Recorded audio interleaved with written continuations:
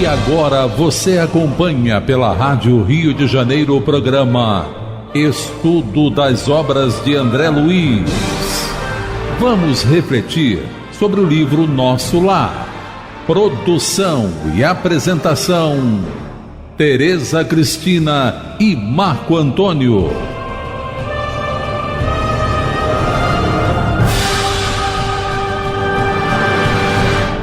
Amigos ouvintes da emissora da Fraternidade Rádio Rio de Janeiro, a emissora que toda a família pode ouvir.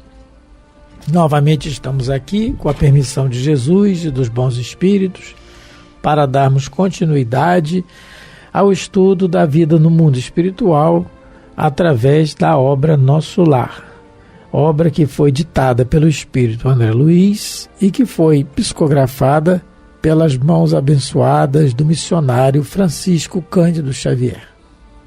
Olá, caros ouvintes da Rádio Rio de Janeiro. Recomeçando o nosso estudo, estamos no capítulo 39, ouvindo a senhora Laura. O assunto, a gente já estamos em alguns programas conversando sobre o assunto família, casamento, sexo, porque todos nós sabemos que, como dissemos no último programa, que todos nós na Terra, a maioria de nós, esmagadora, temos ainda muito comprometimento nessa área. A gente não soube trabalhar essa energia divina que é a sexualidade, que é o sexo, que é uma energia que Deus nos dotou, uma energia criadora, acima de tudo. E a gente, durante as nossas peregrinações milenares pela Terra e por outros orbes, talvez a gente não valorizou essa energia. Então, por isso, estamos comentando bastante para ver se a gente retém alguma coisa boa, que os espíritos querem nos passar. No último programa, a gente viu que a dona Laura explicou para o André Luiz que o que ela estava falando para ele, conversando com ele, para certos espíritos não interessaria a conversa. Por quê? São espíritos que ela coloca aqui que estão em simples experiência animal. O que quer dizer isso? Eles são espíritos que não só estão interessados nos prazeres físicos, nas sensações físicas, não é? No Evangelho, agora eu lembrei, no Evangelho segundo o Espiritismo tem uma mensagem de Lázaro, acho que é no capítulo 11, e tem 8, se eu não me engano, que ele fala que no começo a gente só tem sensações, que nós primeiro agimos por instintos, depois com o desenvolvimento da inteligência a gente vai tendo essas sensações, não é? No capítulo 11, item 8. A lei de amor? Isso. A lei de amor. Como é que ele fala? Que no começo... Deixa eu ver aqui, é o espírito Lázaro, sim, peraí. Ela não está dizendo que o espírito é um animal, não é isso? Não é isso. É o espírito voltado para a matéria, para as coisas materiais, para as coisas físicas. Disse eu que em seu começo o homem só instintos possuía. Isso. Mais próximo, portanto, ainda se acha do ponto de partida do que da meta, aquele em que predominam os instintos, Os instintos são a germinação e os embriões do sentimento. Trazem consigo o progresso. Como a glande encerra em si o carvalho, e os seres menos adiantados são os que, emergindo pouco a pouco de suas crisálidas, se conservam escravizados aos instintos. Ele fala assim. Mas enquanto a Tereza procura ali o trecho, eu só vou ler aqui uma pergunta, Tereza, do Livro dos Espíritos, relacionada a isso, a questão do sentimento, e que ela fala do sexo, que só a experiência do sexo afeta diretamente e profundamente a alma, não é?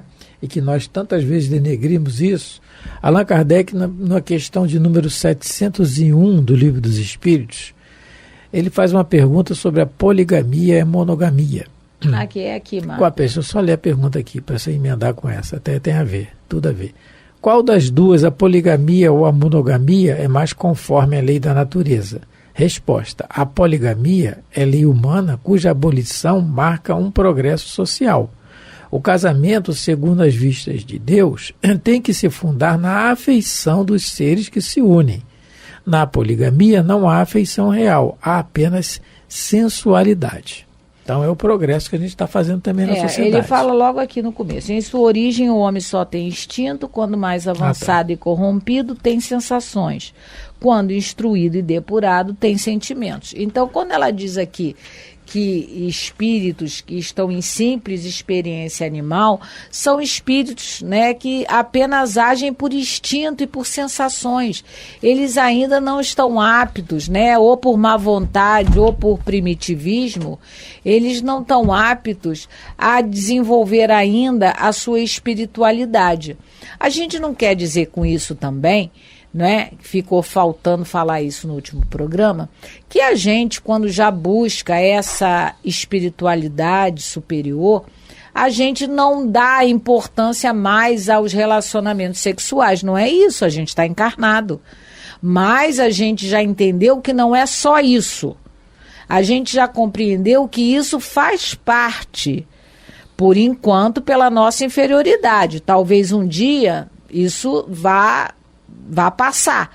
A gente já não vai ter essa necessidade desse atrito periférico das células, como dizia doutor Jorge Andréia. Então, mas por enquanto a gente precisa, mas a gente já compreende, ou pelo menos deveria compreender, que isso faz parte, mas não é o essencial.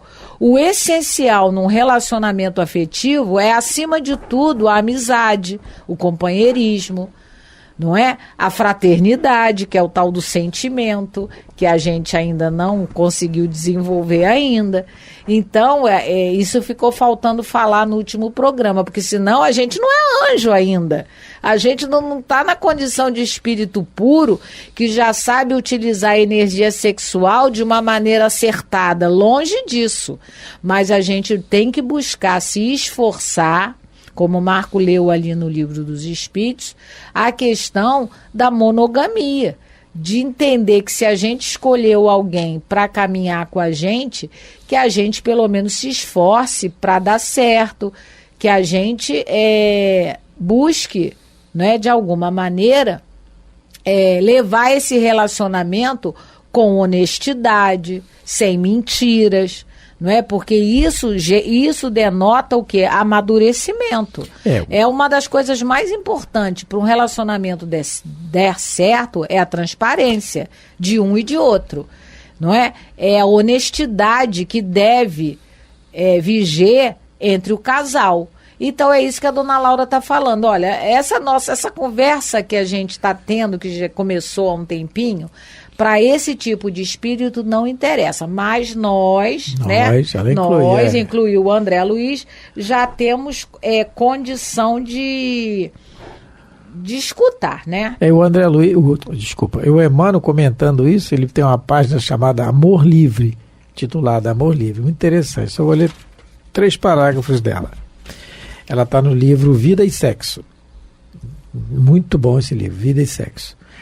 Ele fala assim: comenta-se a possibilidade de legalização das relações sexuais livres, como se fora justo escolher companhias para a satisfação do impulso genésico, qual se apontam iguarias ou vitaminas mais desejáveis numa hospedaria. Então, ele está comparando, como se a pessoa precisasse de vitamina, tinha que tomar a vitamina, e aí a satisfação do impulso genésico na questão do sexo seria a mesma coisa, e não é. Relações sexuais, no entanto, envolvem responsabilidade, né? Homem ou mulher adquirindo parceiro ou parceiro para a conjunção afetiva não conseguirá, sem dano a si mesmo, tão somente pensar em si. Então já é o treino para deixar o egoísmo, porque tem que pensar no outro também. Aí mais adiante ele diz assim: cada espírito detém consigo o seu íntimo santuário, erguido ao amor, e espírito algum menoscabará o lugar sagrado de outro espírito sem lesar a si mesmo. Conferir pretensa legitimidade às relações sexuais irresponsáveis seria tratar consciências qual se fossem coisas. E se as próprias coisas, na condição de objetos, reclamam respeito, que se dirá do acatamento devido à consciência de cada um. Então, se as coisas que eu tenho em casa, meu carro, minha casa, meus objetos, reclamam respeito, porque são empréstimos que Deus nos dá, porque não são nossos, são empréstimos, nós não vamos levar, que Deus nos empresta para que nós nos utilizemos para o nosso progresso, imagina tratar as consciências assim. Porque o que ele está dizendo? Quando é questão sexual, você mexe no sentimento, o que ela diz aqui, mexe na consciência. Mexe na vida da alma. Na vida da alma do outro. E ele chama de lugar sagrado, que é o santuário. Então, menoscabar isso é arrumar um karma violento para a gente depois. Vamos continuar. E aí vamos começar a leitura. Continuar, não, começar. O parágrafo 22. Então, o André Luiz ouviu isso dela, dizendo que para Deus, casamento e sexo, união afetiva, seja ela qual o nome que tenha, que a gente queira dar, você se uniu intimamente a uma pessoa, você vai mexer na alma dela, isso vai trazer consequências e tem que ter responsabilidade quanto a isso. A gente precisa aprender isso se a gente quer evoluir. Está falando isso para ele, né? Também. Aí, olha só, ouvindo a observação, não deixei de corar, lembrando o meu passado de homem comum, porque ele era o homem vamos dizer assim, daquela época. Como é que as mães criavam os filhos? Os pais falavam: prenda suas cabritas que meu bode está solto. E era assim que os meninos eram criados, né? O André Luiz vai ter oportunidade de dizer no livro Sexo e Destino que ele está escutando um personagem lá do livro, que acho que é o Cláudio Nogueira. O Cláudio diz que ele foi ensinado por um tio que mulher é igual chinelo velho, igual chinelo. Ficou velho, troca. Olha, né? Que beleza. Então, ele é também um produto do meio que ele viveu. Eu estou lembrando aqui, Teresa está falando desses ditados que usavam antigamente, né? Eu estou lembrando de um amigo meu e ele era assim. Ele era assim o tempo todo, não, mulher para isso mesmo, e quando eu casar vai ser assim, O tempo passou, era jovem, tem muito tempo, lembrei dele agora. Ele casou e a gente se afastou, mas logo depois eu tive contato e já tinha uma filha, a primeira filha dele, filhinha, era pequena, quando eu tive contato com ele de novo. Olha, ele se transformou radicalmente, eu não reconheci mais. Eu falei, meu Deus, você é o mesmo cara? Ele falou, eu mudei. Mudei totalmente depois que a minha filha nasceu. Então, eu não sei, aí eu não era espírita, não tinha contato nenhum com pouca religiosidade, né? Espírita era. Hoje eu compreendo. Que espírito é esse que retornou, não é? Que fez com que ele pensasse totalmente diferente na vida. A gente não sabe, então, aí, né? Se eu não quero para minha filha, eu não vou querer para a filha raciocinou, mas que espírito é esse também, né? Que eu não quero para minha filha, foi o que ele falou para mim. O que eu não quero para minha filha, eu não vou querer mais para a filha dos outros. Então, foi o que ele falou. Aí eu pensei, tá certo, mas hoje, com o espírito, eu penso um pouco mais além. Que espírito é esse que voltou aí, que fez com que ele mudasse? Sim. Né? Então o André Luiz aí começou a lembrar da juventude dele, né? Da juventude dele, de quando ele estava casado, é lógico. Minha mulher fora para mim um objeto sagrado que eu sobrepunha a todas as afeições. Mentiroso. No entanto, ele bota, no entanto, ao ouvir a mãe de Lísias, ocorriam-me à mente as palavras antigas do Velho Testamento. Não cobiçarás a casa do teu próximo, não cobiçarás a mulher do teu próximo, nem o teu servo, nem a sua serva, nem o seu jumento, nem o seu boi, nem coisa alguma que lhe pertença. Então ele realmente começou a refletir na infidelidade que ele cometeu, né, com a esposa. Eu acho que as infidelidades, né, porque ele morreu sifilítico. Ele morreu com uma doença venérea, uma doença que é adquirida através dos relacionamentos sexuais. Então, ele Com certeza, por isso ele corou, porque ele lembrou que ele tinha um entendimento e um comportamento totalmente diferente de um espírito que já está tentando se iluminar, que está tentando evoluir, que está tentando melhorar a própria condição. Num instante, senti-me incapaz de prosseguir, estranhando o caso Tobias. A interlocutora, porém, percebeu minha perturbação íntima e continuou. Então, a dona Laura, conhecendo com certeza o André Luiz, não é à toa que ele foi morar na casa dela quando saiu da enfermaria. Então ela sabia do seu passado, sabia de tudo que aconteceu com ele na última encarnação e talvez em outras. Então ela agora vai de alguma maneira, né? Ela não realmente, ela não, como é que se diz? Ela já tem esse entendimento que ninguém encarnou para ser juiz da vida de ninguém.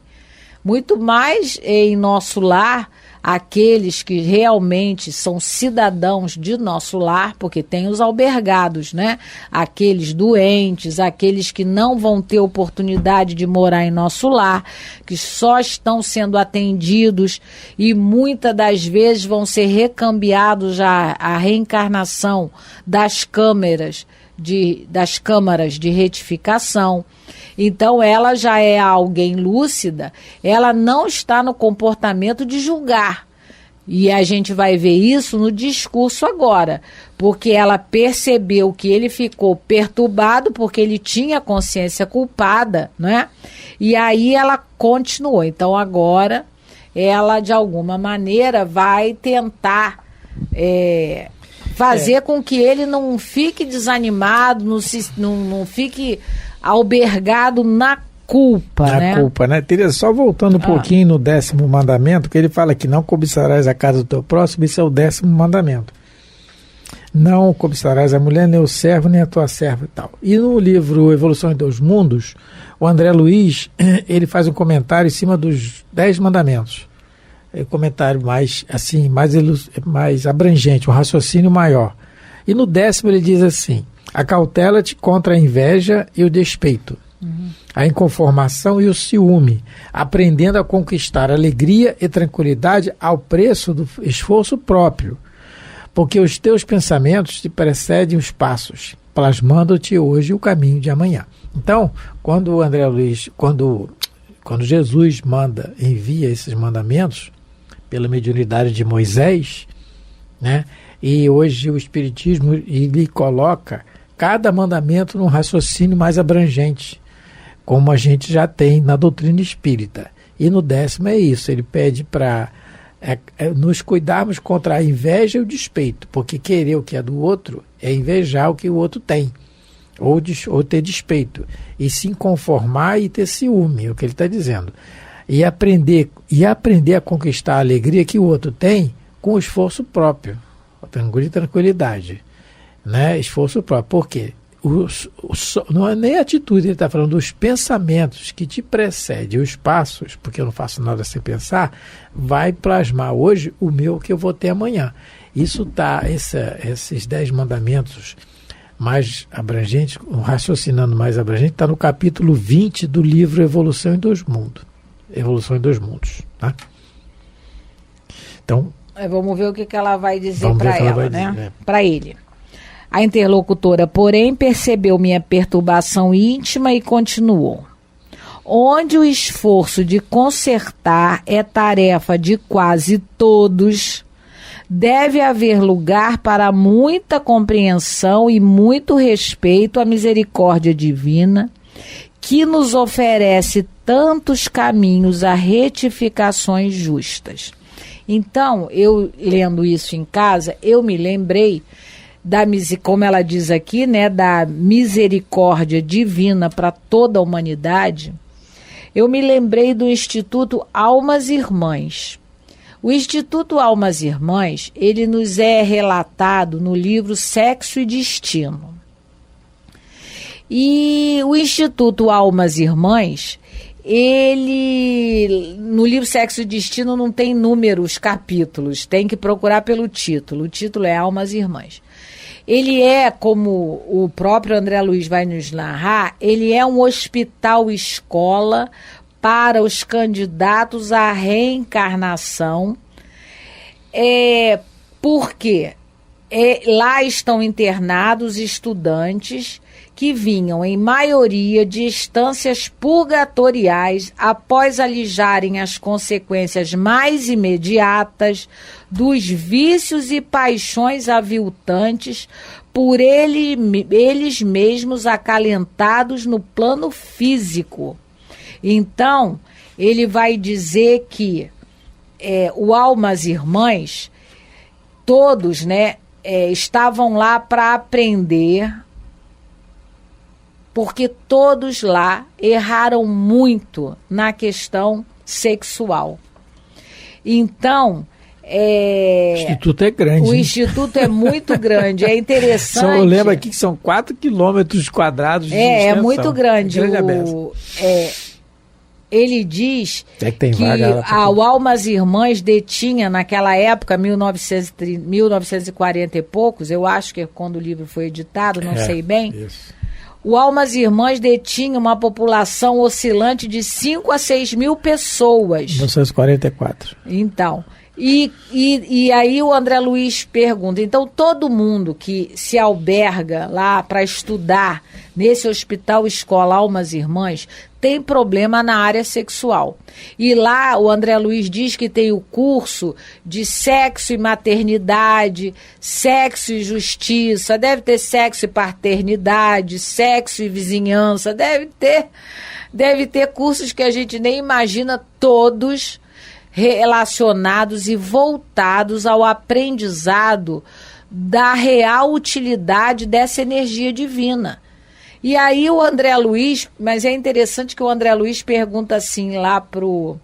Eu me esqueci o nome do rapaz que tá mostrando... É Belino. O Belino é que quem dirige lá o Almas Irmãs é o Félix, é um dos diretores do Almas Irmãs, que é o instrutor do André Luiz no Sexo e Destino.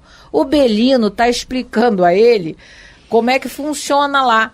E que muitas reencarnações lá são compulsórias. Muitos saem de lá, realmente não conseguem ainda fazer escolhas acertadas e vão ter que reencarnar para passar as lições que foram mal feitas. Mas aí o André Luiz pergunta se todo mundo que estudou lá, quando reencarna, tira nota boa na área sexual. Aí ele diz que não, olha só. A cada 100 estudantes, 18 saem vitoriosos, 22 melhorados, 26 muito imperfeitamente melhorados e 34 onerados por dívidas lamentáveis e dolorosas. Então só 18%, né?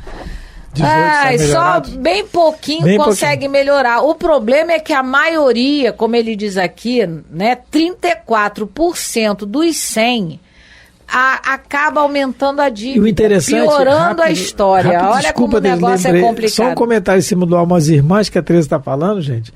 O diretor, o irmão Félix, ele uma encarnação anterior a essa que ele é diretor, ele fez e aprontou. Com uma senhora, com uma mulher. A história do livro. A história do livro. Quem quiser, por favor, leia o livro Sexo e Destino. Ele fez e aprontou, mas ele reconheceu o erro, não é? Deus não quer a morte do pecador, mas que ele se arrependa e tenha a vida eterna. Está aqui no prontispício do Evangelho. Então a dona Laura está falando para ele. Meu filho não desanima. E ele hoje é diretor do Instituto Almas Irmãs, não é? Então não desanima, porque Deus é misericórdia e Deus ajuda todo mundo. Basta a nossa boa vontade. Agora, basta querer se esforçar para estudar e melhorar o próprio comportamento. Que é difícil, mas não podemos desistir. É com a gente, né? Porque nessa área todo mundo enrolado está. Agora é para desenrolar. Muito obrigado pela atenção, pelo carinho, pela paciência de nos ouvir. Fiquem com Deus. Muita paz, Jesus nos abençoe, os bons espíritos possam continuar no amparo e no carinho que eles têm para com todos. Muita paz de Jesus. A Rádio Rio de Janeiro apresentou o programa Estudo das Obras de André Luiz. Produção e apresentação: Tereza Cristina e Marco Antônio.